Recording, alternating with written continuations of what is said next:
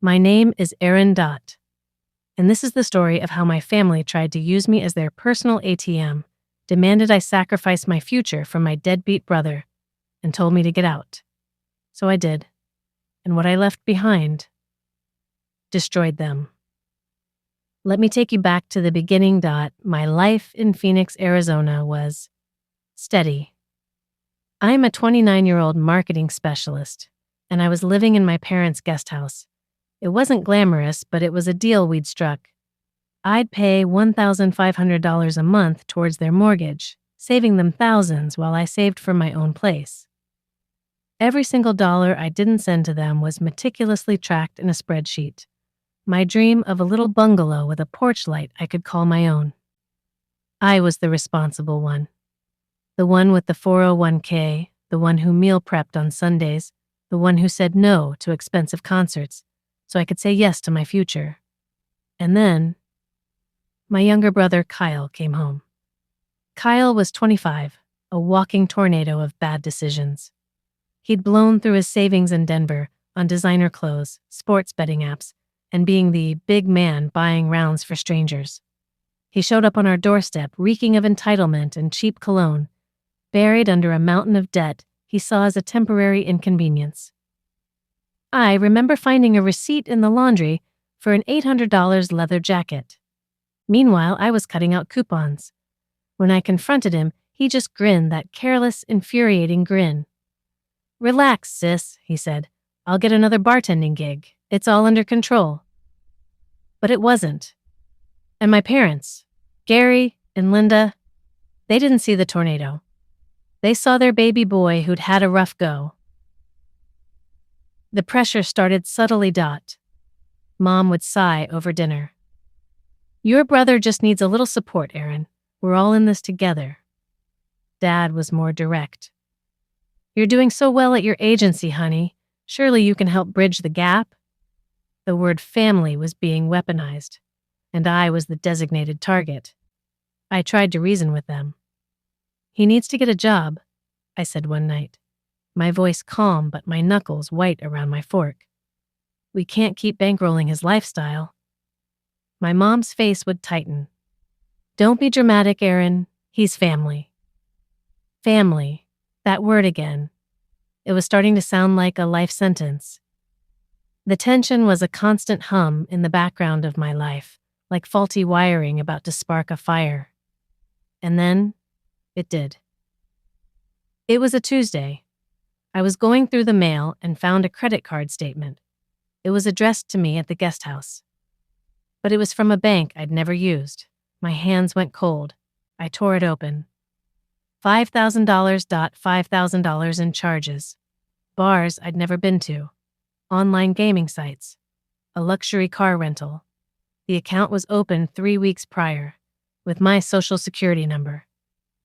The floor felt like it dropped out from under me. This wasn't just irresponsible. This was identity theft. This was fraud. I found Kyle in the kitchen microwaving leftover pizza.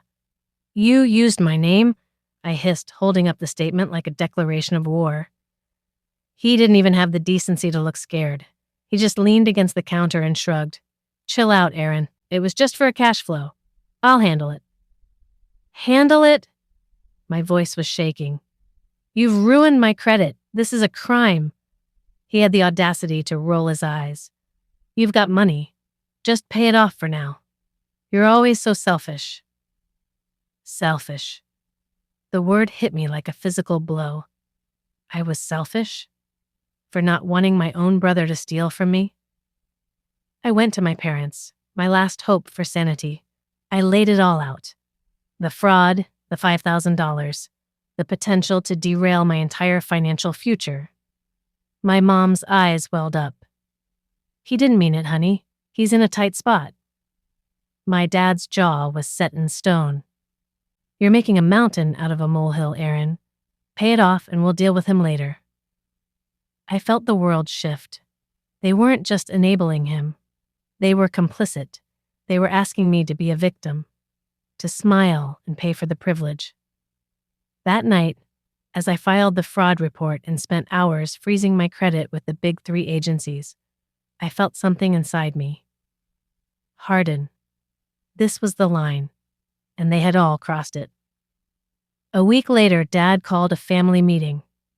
I walked into the living room, my guard up. The air was thick with impending doom. "Your brother's debts are worse than we thought," Dad began, his voice a low grumble. "Another 10,000 from gambling." My blood ran cold. Another 10 grand? Then came the ultimatum. Dad looked right at me, his eyes cold. "You're covering it, Aaron, or you're out of the guest house, for good." The silence was deafening. I looked at my brother, who was literally shopping for sneakers on his phone. I looked at my mom, who was wringing her hands, silently begging me with her eyes to just comply. All the frustration, the betrayal, the years of being the reliable one. It boiled over, but my voice was eerily calm. "No." Dad's face turned purple. "What did you say to me?" "I said no," I repeated, my voice gaining strength. "I am not paying $10,000 for his mistakes. I've done enough." "You're part of this family," he roared, spittle flying. "You help or you get out and never come back." And there it was, the final choice. Them or me, their favorite son or their daughter's future. I looked at each of them, my entitled brother, my weeping mother, my furious father, and in that moment, I chose me. "I guess I'm getting out," I said, and I turned and walked away, my heart pounding not with fear, but with a terrifying, exhilarating sense of freedom. The next few days were a blur of secret planning. My best friend Chloe, a rock since college, offered me her spare room downtown. My colleague Mark at work, who'd become a trusted confidant, told me, "Your career's taking off, Aaron. Don't let them sink you with them." I packed my essentials when they were out at a wedding. Chloe and Mark showed up with a rented van. We moved my entire life out of that guest house in under 2 hours. It was my D-Day, my great escape. Before I left, I sat at the bare desk and wrote a letter. It was short. It was final. "Mom, Dad, I'm gone. You told me to get out. I will no longer be paying the $1,500 mortgage payment. You made your choice. Now you live with it. Don't contact me." I left it on the desk, locked the door for the last time, and didn't look back. The first few weeks in my new apartment with Chloe were peaceful. For the first time in years, I wasn't waiting for the other shoe to drop. I could breathe. I poured myself into work, and that huge campaign I was leading, we landed the client. Big time. My boss called me into her office and offered me the promotion to senior strategist, with a raise that meant I could start rebuilding my savings faster than I'd thought. I was building a life, a real one, on my terms. The texts started first. Desperate. "Aaron, the bank called. We're going to lose the house. Please, just one more payment." Then the phone calls. I let one go to voicemail. I listened to the panic, the sheer terror in her voice, and I felt nothing. No guilt. No pull. Just the cold, hard satisfaction of a debt finally being called in. Not a financial debt, a karmic one. I picked up the phone the next time she called. "Aaron, thank God. I'm not paying the mortgage, Mom. But honey, we'll lose everything. Your brother is not my problem," I said, my voice like steel. "You told me to get out. You demanded I pay for his failures. You made your bed. Now you get to lie in it." I hung up, and I blocked their numbers. All of them. Through the grapevine, I heard the full story. The fallout was even worse than I imagined. The bank wasn't bluffing. The house was deep in the foreclosure process. My brother, faced with actual consequences, didn't step up. He doubled down, racking up more debt. My parents, the united front who preached family first, were now at each other's throats. Dad blamed Mom for coddling Kyle. Mom blamed Dad for driving me away. The perfect family facade had crumbled into dust, and all that was left was the ugly truth they'd refused to see.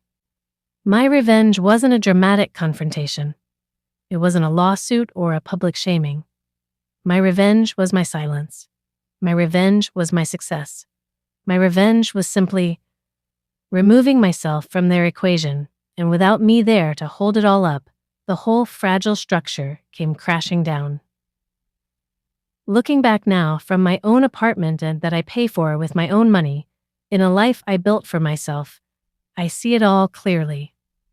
Setting a boundary isn't cruel. It's an act of self-respect. My family saw me not as a daughter, but as a utility, a financial tool to be used and an emotional sponge to absorb their son's chaos. They believed my dreams were negotiable, and his whims were mandatory. Walking away was the hardest but most empowering thing I've ever done. I didn't just leave a house, I left a mindset. I chose to stop setting myself on fire to keep them warm. To anyone out there watching this, feeling that same knot of frustration in your stomach, that same ache of being used and unappreciated, hear me. You do not have to light yourself on fire to keep others warm. You are allowed to choose yourself. You are allowed to say no. You are allowed to walk away from people who drain you, even if they share your bloodline. Your peace is worth protecting. Your future is worth fighting for. Sometimes, the most powerful revenge isn't about hurting them back. It's about healing yourself. It's about building a life so beautiful, so full of the things you value that their drama becomes nothing but a distant echo. And that is the most satisfying payoff of all. What would you have done in my shoes? Do you think my revenge was justified? Or was it too harsh? Let me know your thoughts in the comments below. I read every single one. If this story resonated with you, hit that like button, subscribe for more real-life dramas, and ring the bell so you don't miss what happens next. This is Erin, signing off. Remember, choose yourself.